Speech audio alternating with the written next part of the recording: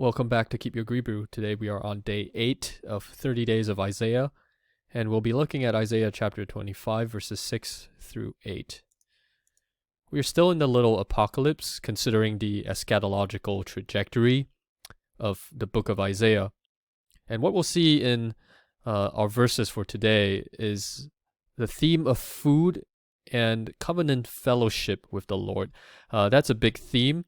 We see that in Exodus 24, verse 11, that we've already looked at in yesterday's session, but we'll just take a closer look at the Hebrew. Against the nobles of the sons of Israel, he did not send his hand. God did not send his hand or lay his hand on them. And this is from Chazah, see. So, and they beheld God. And what did they do? And they ate and they drank. So what we see here is that covenant fellowship with the Lord is frequently described in the language of feasting. With that, let's look at Isaiah chapter 25, verse 6. V'asa Adonai Tzavaot l'chol ha'amim bahar hazeh. Mishte shemanim, mishte shemarim, shemanim memuchayim, shemarim mezukakim. Okay, let's work through the translation together. And the Lord of hosts will make for all peoples on this mountain a banquet or a feast of what? This is actually from shemen, oil, but this can also refer to oily food or rich food. So he's preparing a banquet of rich food, a banquet of old wine. So this is from the word shemer. Rich food flavored with marrow. So this is a plural participle masculine plural of macha. And that means, one of the meanings is flavored with marrow. We're going to see it again in one of our verses later on. Old wine that is well refined. So we see another plural participle here of zakak, which means refined. So this modifies the noun attributively to say that this is old wine that is especially well refined, well aged. Moving on to verse 7. Uvila bahar hazeh, pene halot, halot al kol ha'amim, v'ha masecha ha'nesucha al kol hagoyim. Okay, so this word is the same word used to describe the fish swallowing Jonah. This means swallow. And he will swallow on this mountain the face of the covering over all the peoples. And the veil spread over the nation. So this is a cal passive participle. The veil spread over all the nations. So what exactly is this covering and this veil over all the peoples and all the nations? Let's find out in the next verse. Okay, let's read the Hebrew first.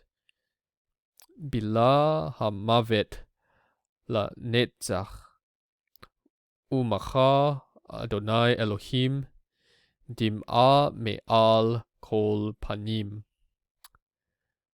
v'hirpat amo yasir me'al kol ha'aretz ki Adonai diber. Okay. And he will swallow death forever. So netzach, the word netzach itself refers to duration, but when you add a lamet to it, it means forever. This is probably a prophetic katal. He will swallow death forever. And the Lord God will wipe away tears from all faces. So we see the verb macha show up again this time. There's a typo here, so this should actually be a cal perfect 3ms. This can mean wipe out in the sense of annihilate, but it can also mean wipe clean or wipe away, which is the appropriate sense here.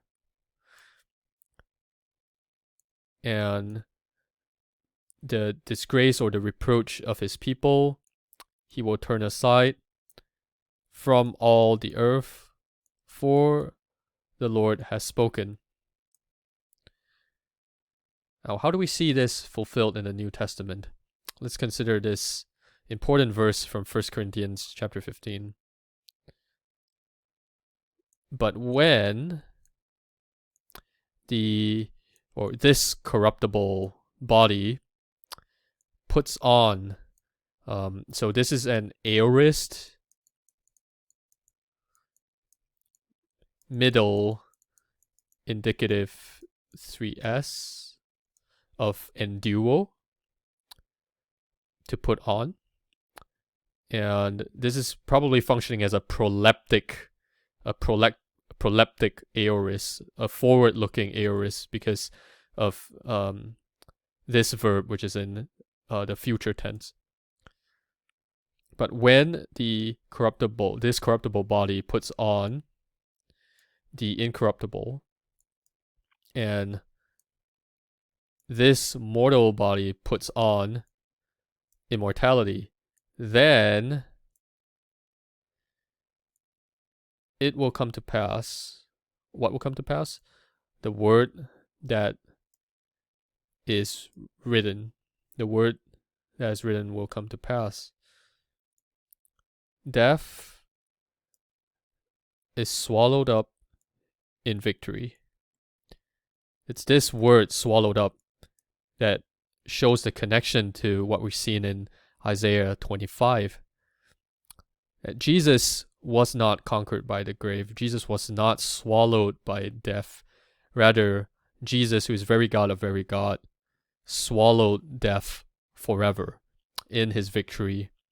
And in him, we too experience this resurrection life, this resurrection hope, this victory over sin and death. And I thought I'd close with the chorus from a song that my family really loves, Sandra McCracken's "We Will Feast in the House of Zion." And we can see that this is completely on point and completely in line with the things that we've read today. We will feast in the house of Zion. We will sing with our hearts restored. He has done great things, we will say together. We will feast and weep no more. And in the midst of the pandemic, as we deal with the reality of the death of loved ones, and the struggle with mortality, the struggle with the reality of our own sinful hearts, and wondering when this will ever come to an end, looking at Isaiah in light of its eschatological trajectory gives us hope. It gives us hope indeed that that the words of this song will indeed come to pass. That we will feast in the house of Zion with our hearts restored, and we will feast and weep no more, for he will wipe every tear from our faces and from our eyes. That's all for today, and I'll see you again tomorrow for more on 30 Days of Isaiah.